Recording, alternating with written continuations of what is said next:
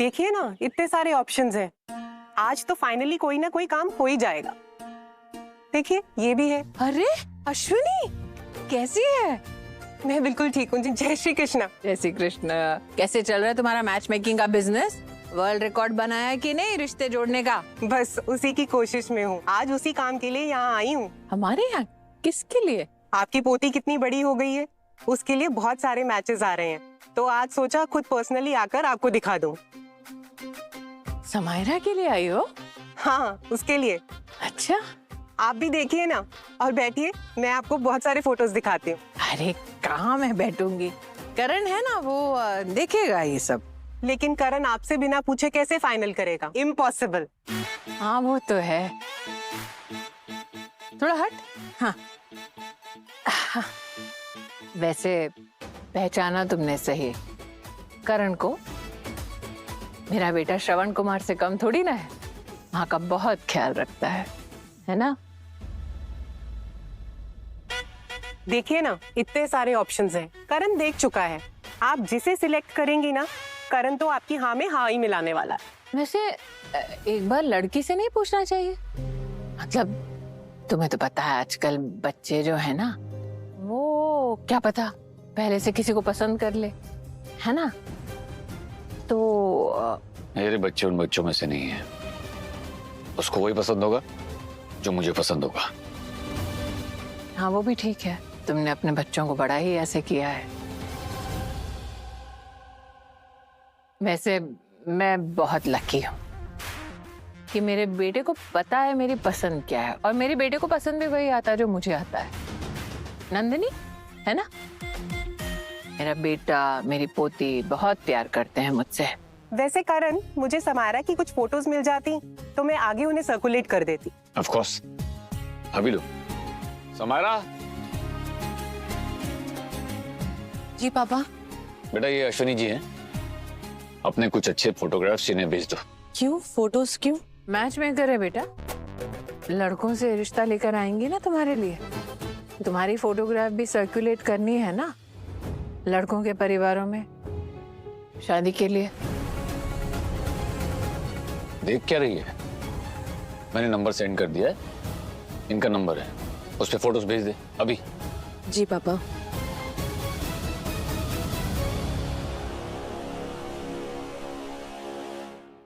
क्या बात कर रही हो? सीरियसली? वाओ। यार यहाँ मेरी जान जा रही है और तुम हंस रहे हो।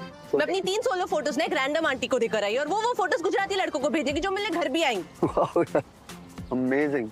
एक काम करो ना, शादी में तो बुलाऊंगी ना। तुम जाओ यार। अरे समायरा, मजाक कर रहा हूँ मैं। अच्छा, लग तो नहीं रहा था। तो क्या करूँ बताओ? मैं तुम्हारी तरफ फेस नीचे गिरा हूँ, पर तुम्हें पता है ना ऐसे सब टेंस सिचुएशन में मैं ऐसे ही रिएक्ट करता हूँ। To be very honest with you, ये सब सुन के मेरी भी हालत बहुत खराब हुई है। मेरी जितनी नहीं है सिर्फ। सॉरी समायरा, बट हमारी गलती है ना। I mean, मैं तुम्हें मॉम से मिलवाने जा रहा था और तुमने मुझे मना कर दिया। आज मिले? नहीं नहीं प्लीज, अभी ऐसा नहीं करते हैं। अभी फिलहाल ना ये लड़के का चक्कर सॉर्ट आउट करते हैं, क्योंकि अगर पापा को पता चल गया ना तो तुम जानते नहीं हो क्या मेरे पापा कितने स्ट्रिक्ट है वो। उनके सामने मेरा मुंह नहीं खुलता है, मैं मना कैसे करूँ? तो फिर एक काम करते हैं, मैं तुम्हारे पापा के पास जाता हूँ और बोलता हूँ अंकल, मुझे तुम्हारी बेटी बहुत पसंद है, मैं उससे शादी करना चाहता हूँ। यार अगर तुम ऐसे ही मजाक करने वाले हो ना तो मैं जा रही हूँ। अरे I am sorry Samaira. Okay sorry, come here. See, अगर सीरियसली बोलूँ ना समायरा, तो मुझे ऐसा लगता है कि एक ही सोल्यूशन, तुम्हारे डैड को हमारे बारे में हम बता देते। क्या बोल रहे हो सेठ तुम? एक बात बताओ, तुम्हारे डैड तुमसे कितना प्यार करते हैं? ये कैसा क्वेश्चन? समझदारी वाला क्वेश्चन है। सी, माई मॉम ना, भले ही वो स्टेप मॉम है, but I can guarantee you कि वो मेरे डिसीजंस के खिलाफ कभी नहीं जाएगी। एंड इसलिए मैं तुम्हें उनसे मिलवाने वाला था। तो तुम एक बात बताओ, क्या तुम्हारे डैड भी ऐसे है? अगर तुम उनसे मेरे बारे में बात करोगी तो क्या वो हमारी शादी से अग्री करेंगे? हाँ मोस्टली, पर बीच में ना सबसे बड़ी प्रॉब्लम तुम्हारी मॉम और मेरी फैमिली का पास्ट है, वही सबसे ज्यादा प्रॉब्लमैटिक है। तो एक काम करते हैं, एक आइडिया है मेरे पास। क्या? जो लड़का तुमसे मिलने वाला है वो तुम्हारे पापा से मिले उससे पहले हम उससे मिल लेते और हमारे बारे में बता देते। इससे क्या होगा कि रिश्ता भी आगे नहीं बढ़ेगा। कोई प्रॉब्लम हो गई तो सर? तो और कोई ऑप्शन है हमारे पास? नहीं ना? तो ट्राई करते ना समायरा। ठीक है, करते हैं ट्राई। बट एक चीज प्रॉमिस करो, ये सब सॉल्व होने के बाद तुम मेरी मॉम से मिलोगी। प्रॉमिस।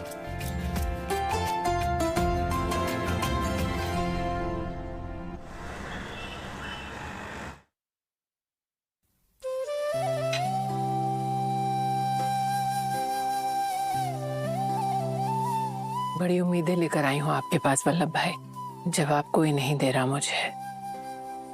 अब आप ही बताइए, हीर कहाँ है? तुलसी भाभी, इतने सालों के बाद आपको देख रहा हूँ, बहुत अच्छा लग रहा है, पर दुख भी इतना ही हो रहा है, मैं आपकी कोई मदद नहीं कर पाऊंगा। क्योंकि भाभी, कुछ सालों से मेरा मिहिर सर से मिलना ही नहीं हुआ है।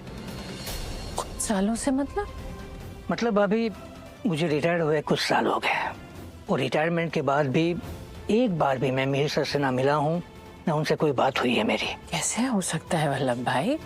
जन्मदिन पर, त्योहार पर आपका तो सालों से मिलना जुलना है हमारे साथ। हाँ तुलसी भाभी, मुझे भी आश्चर्य हो रहा है, लेकिन ऐसे भी किसी भी प्रसंग पर मिलना नहीं हुआ। अच्छा,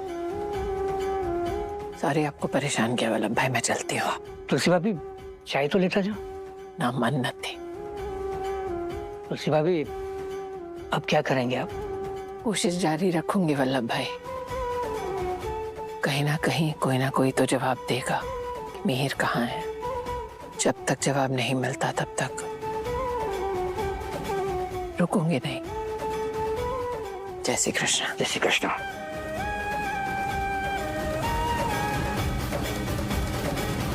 पिछले कुछ सालों से उनके अकाउंट में कोई एक्टिविटीज नहीं हुई है। अरे लेकिन अगर अकाउंट डॉर्मेंट है सर, तो आपके बैंक में कोई व्यवस्था होगी ना उनसे संपर्क करने की? हमने बहुत बार नोटिफिकेशन भिजवाया, रजिस्टर कम्युनिकेशन भी गया, लेकिन उनका कोई जवाब नहीं आया। आई थिंक आपको उनके वकील से एक बार बात करनी चाहिए, शायद वही आपकी कोई मदद कर पाए। आखिर में ये एग्रीमेंट मिहिर ईरानी जी ने मुझसे साइन कराया था। क्या अग्रीमेंट है ये? ये पावर ऑफ अटॉर्नी है जो गौतम और करण के बेटे रौनक और नकुल के फेवर में एग्जीक्यूट हुई थी, और उसके बाद मिहिर जी से कोई बात भी नहीं और मुलाकात भी नहीं हुई मुझे। थैंक यू वकील साहब। Thank you. इतने सालों में ना वल्लभ भाई से मिले, ना पर्सनल अकाउंट एक्टिव रखा, और वकील से पावर ऑफ अटॉर्नी साइन करवा दी। क्यों किसी के पास मिहिर के बारे में जवाब नहीं? क्या चला गया? हाँ, क्यों? पता नहीं। अरे वो ऐसे कैसे जा सकता है? मैं तो उसे इतनी अच्छी सैलरी देती हूँ, बाकी लोगों से ज्यादा सैलरी देती हूँ, और वो चला गया, बताया भी नहीं। वो छोड़ के नहीं गए हैं, उन्हें मैंने जाने के लिए कहा है। महाराज जी, आप कर लीजिए अपना। क्या? हाँ माँ, और मैंने उनकी सारी सैलरी क्लियर कर दी है। पर वैष्णवी, क्यों किया तुमने ऐसा? अरे माँ, काकी ने इतनी बड़ी जिम्मेदारी दे दी है मुझे, पूरे घर को अच्छे से संभालना है। मुझे तो पहले समझ में ही नहीं आ रहा था मैं शुरू कहाँ से करूँ। फिर मुझे लगा किचन घर की बैकबोन होती है, किचन से स्टार्ट करती हूँ, और किचन में सबसे ज्यादा खर्चे होते हैं घर के। तो बस मैंने हिसाब किताब चेक करना चालू किया, और पता है क्या, पूरे घर में सबसे ज्यादा खर्चा किचन में होता है। आप खुद ही सोचिए, घर के 2 हिस्से हैं, खाना डेली एक ही बनेगा, एक दाल और दोनों तरफ 2 तरीके की सब्जी, उसके लिए 2 अलग अलग गैस चलती है। तो मुझे वही लगा कि इतना सब कुछ करने की जरूरत है नहीं। हाँ, पापा जी को कभी कभी इटालियन फूड लगता है, पर वो तो महाराज जी बना लेते हैं, और वैसे भी महाराज जी इतने सालों से खाना बना रहे हैं सबके लिए, सबको अच्छा भी लगता है उनके हाथ का खाना। पहले तो इतने सारे सदस्य थे, अब तो वो और आराम से बना सकते हैं। तो फिर शेफ को अलग अलग सैलरी क्यों देना?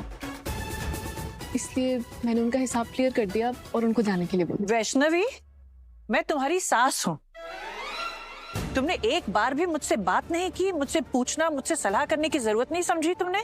मैंने अगर किसी को काम पर रखा है तो सोच समझ के रखा होगा ना।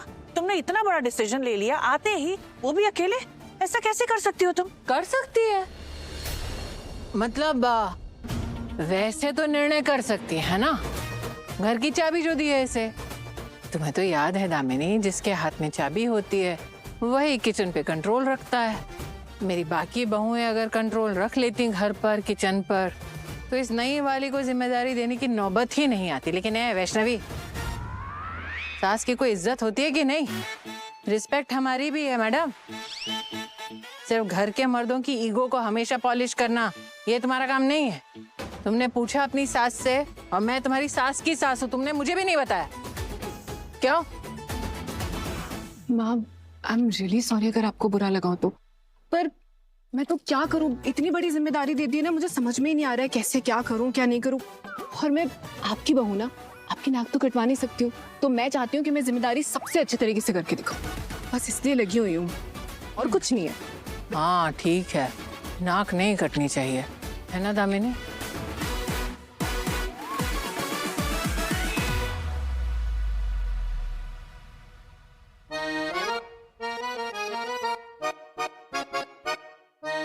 काकी क्या करती हैं आप?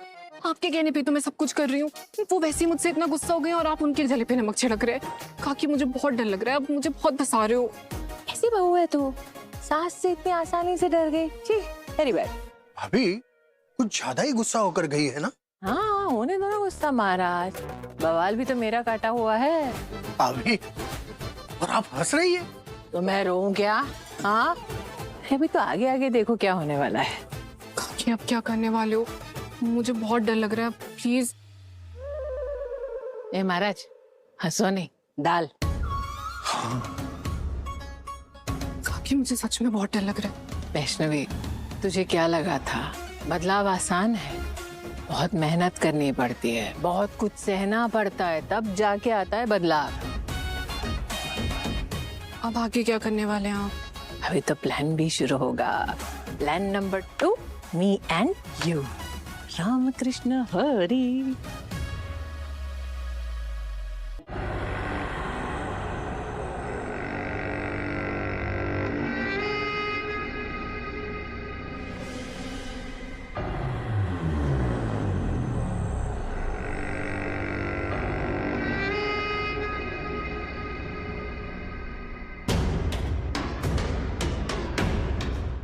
हाँ, कितना छोटू बेबी था तुझसे, सिर्फ 1 साल का। जब मैंने तुम्हें अपनी गोद में लिया और तुम्हारी माँ बन गई, और फिर तब से लेकर आज तक इतने प्यार से तुम्हें पाल पोस कर बड़ा किया। पर ऐसा क्यों किया मैंने? सिर्फ इसी दिन के लिए।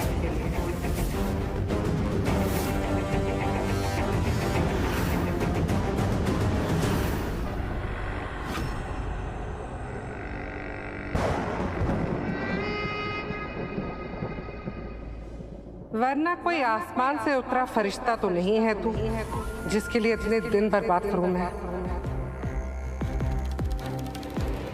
मुझे अपना मकसद पूरा करना था, इसलिए इतना पाल पोस कर तुम्हें प्यार से बड़ा किया मैंने।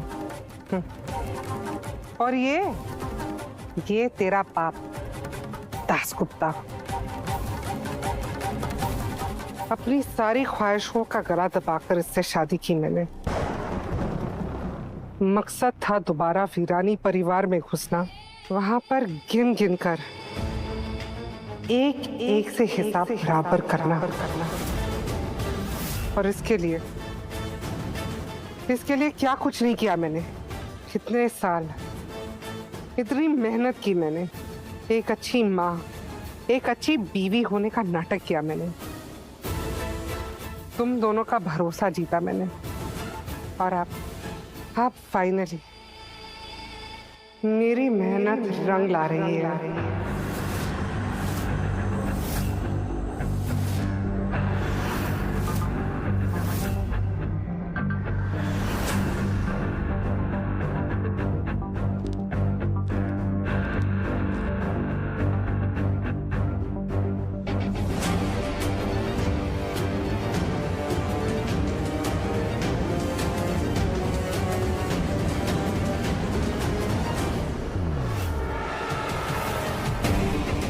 अब होगा असली खेल शुरू।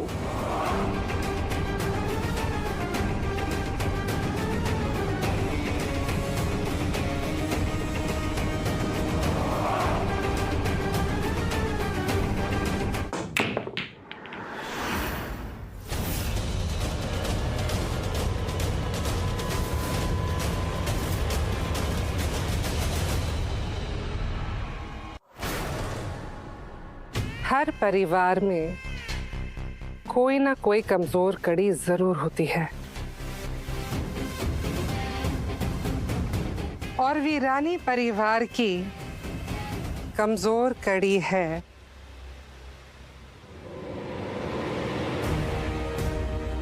समायरा। और समायरा तक पहुंचने का रास्ता मेरा बेटा सिड और फिर उसके बाद ये गया करण और फिर कमजी और फिर ये गया साहिल।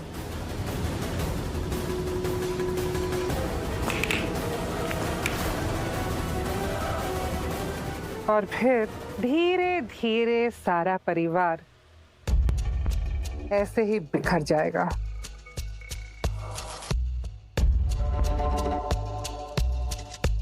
ये गई गायत्री चाची, शोभा भी गई। दामिनी अब तुम्हारी बारी, सास के बाद बहू। नंदिनी अब तुम्हारी बारी, बाद में खर्च होंगे सारे चिल्लड़।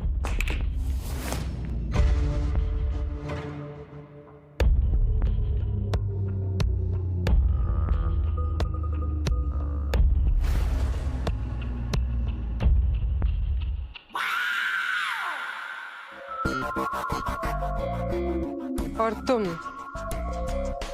तुलसी मैया ऐसे ही अपने बच्चों को, अपने परिवार को बिखरते देखना तुम, और फिर आएगा तुम्हारा नंबर।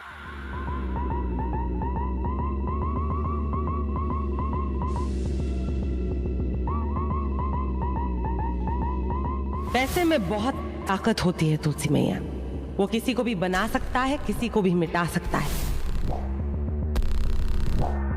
जाओ और बैठ अपने ठाकुर जी के मंदिर के सामने और कटोरा लेकर भीख मांग। निकल जाए यहाँ से।